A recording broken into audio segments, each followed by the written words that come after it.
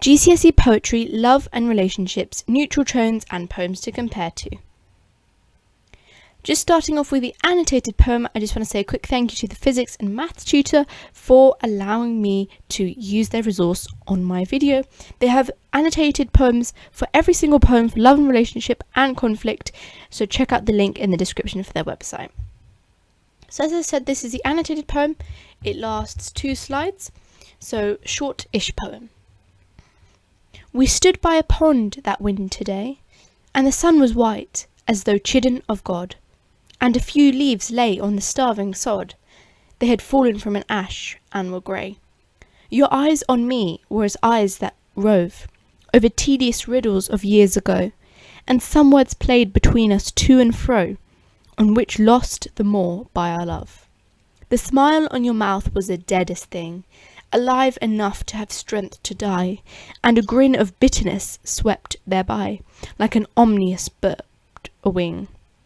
Since then, keen lessons that love deceives, and rings with wrong, have shaped to me your face, and the God-cursed sun, and a tree, and a pond edged with greyish leaves.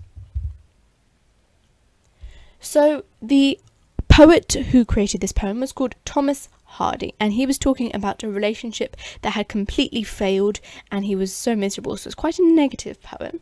He talks about pathetic fallacy in his reference to winter, and winter talks about the end of nature, the death, and it establishes sadness and coldness early on in the poem. The verb stood is both past tense, which suggests that the relationship is over, and has a rather passive implication.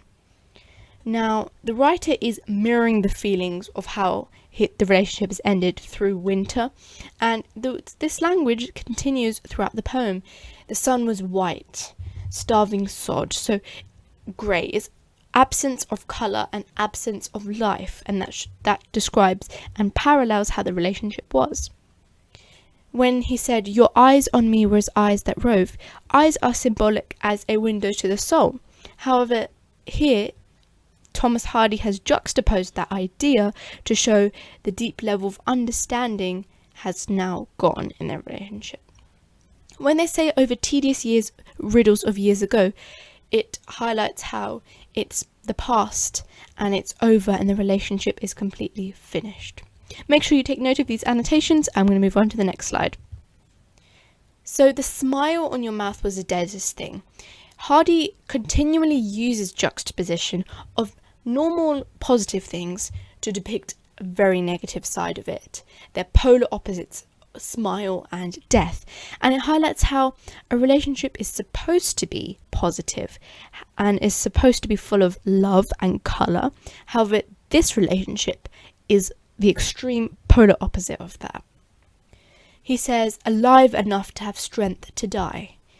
It's really an antithetical statement which shows how the couple were prone to conflict and contrasted each other in every single destructive way. By comparing something to death, they're showing the ultimate finish, the ultimate end, and it shows how, and it highlights how the relationship has ultimately ended. He finished the poem with, and a pond edged with greyish leaves, and greyish is a very melancholic, depressing colour, and it doesn't bring to mind any love, it doesn't bring to mind any feelings. I also suggest you take notes of this slide, and I'm going to move on to the context. So, as I said, it's Thomas Hardy, and he was born in 1840 and died in 1928. Hardy was well known for being insecure, depressed and sensitive as a result of his 2 unhappy marriages.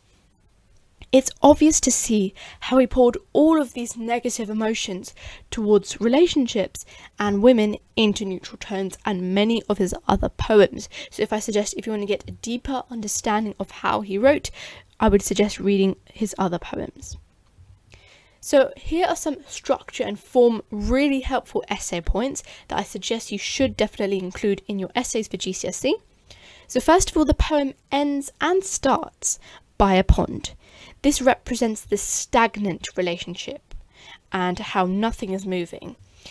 This cyclicity juxtaposes the fact that the relationship has ended, but mirrors the pain that he constantly feels. Because if you think of it, the relationship could have ended very long ago, yet his feelings are like a cycle, continuous and never ending.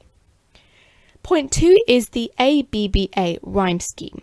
Now, this structured scheme implies that the speaker takes solace in regularity to deal with the difficult emotions expressed.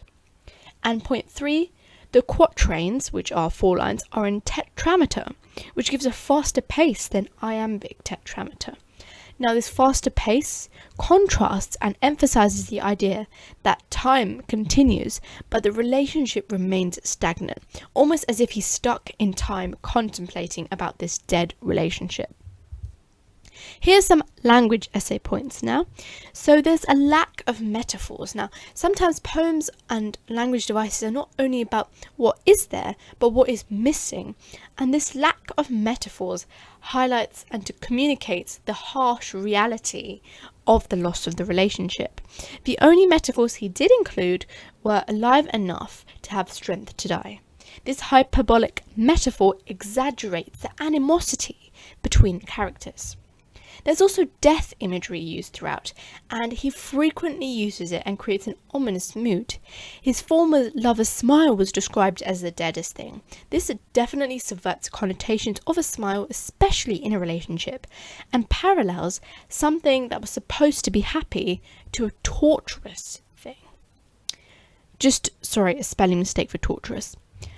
Pathetic fallacy. So descriptions of weather and character surroundings are used in order to express the desperation experienced by the speaker. The poem begins on a winter's day, which implies lack of light, lack of nature, lack of things being alive, and it parallels exactly how the relationship is. Here are 2 poems to compare it to, so When We Two Parted and Eden Rock. Similarities between Neutral Tones and When We Two Parted: both speakers use morbid references to express their sadness through semantic fields of death present in both relationships, and the speaker's sadness is further shown through the poet's use of phonetics. And this sort of S sound, it creates a really uncomfortable sound to hear and highlights how the relationship itself was uncomfortable. Differences include how in neutral tones, the speaker's dejection is reflected in his negative description of his surrounding, whereas in When We Two Parted, they're more internalized feelings. Comparing Neutral Tones and Eden Rock, both poems use light imagery and provide really religious connotations. In Eden Rock, the white sun had appeared, children of God. In Neutral Tones, it was the white sun that had appeared, children of God. Whereas in Neutral Tones, it was the sky whitens as if lit by 3 suns. Whereas in Eden Rock, In terms of differences, in Eden Rock, causally attributes this heaven-like imagery to positive connotations. He uses similar metaphors, however, uses it in a much positive light, whereas Neutral Tones makes a sense of light being cold, unforgiving, and sort of makes him feel responsible, shining the light on him.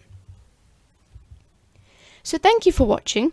If you found this video helpful, please be sure to subscribe. There's going to be loads more poetry videos, English literature, English language, and also GCSE French.